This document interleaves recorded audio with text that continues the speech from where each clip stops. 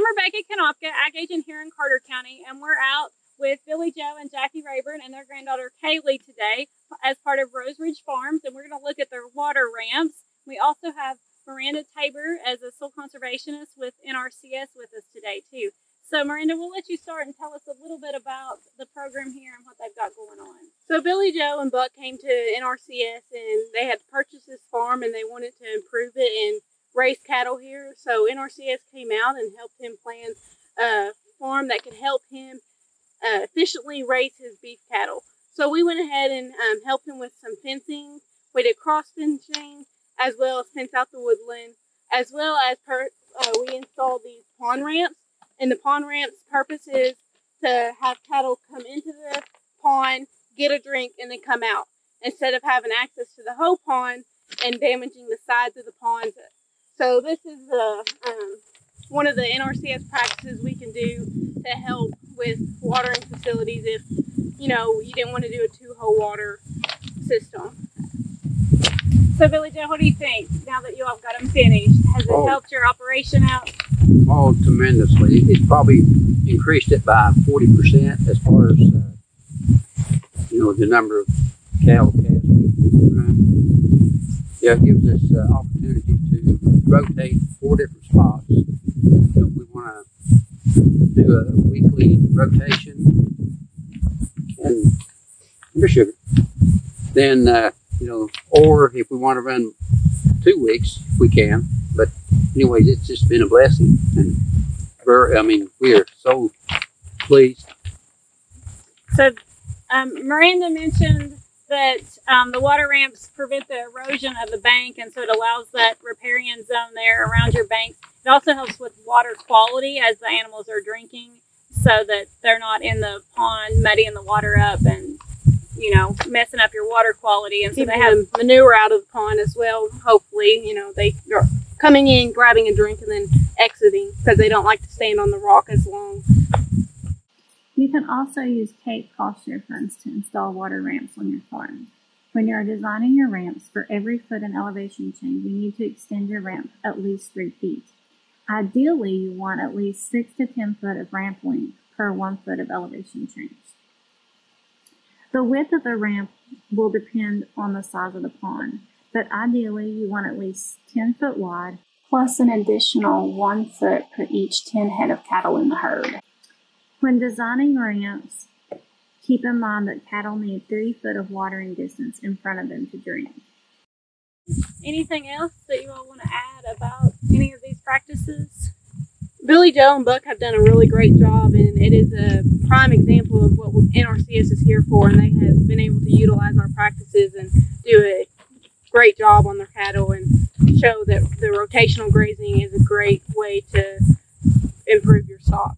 So can you tell us a little bit specifically about your operation here? How many head of cattle are you running on this particular farm? We will be running approximately 20, you know, within 1 or 2 head, maybe a little bit more than 20. Okay. And with not that many acreage as far as the grasses. Okay. So how many acres do you have here? There's probably 40 acres grass. Okay. And so you have that split between some hay fields as well as pastures, and you talked a little bit about your rotational grazing where you can move them around.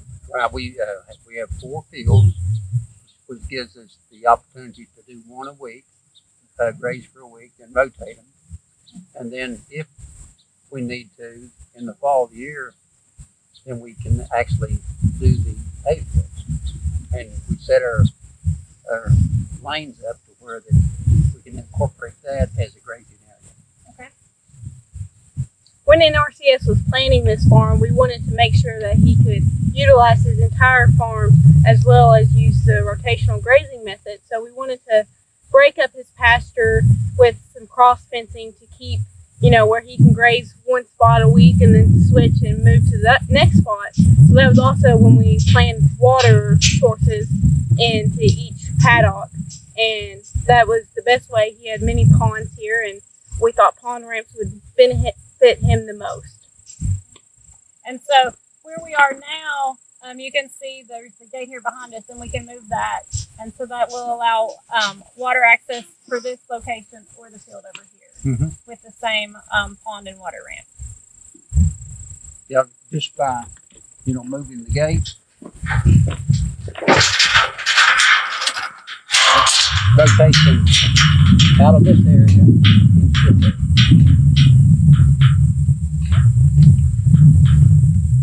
If any farmers are interested, or landowners, if you have forestry or pasture land, anything like that, look into NRCS, and we would love to help you all plan your farm and implement some practices that we offer. So come to Carter County, any of your local counties where you are, and see what NRCS can offer for you.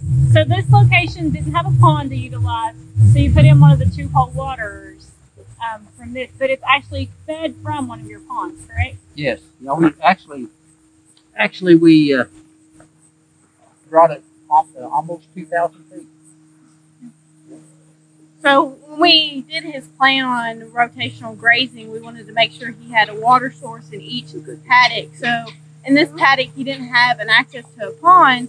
So the pond ramp that you've seen previously in the video was actually the pond we attached to, ran this pipe line all the way down here to set up a 2-hole water.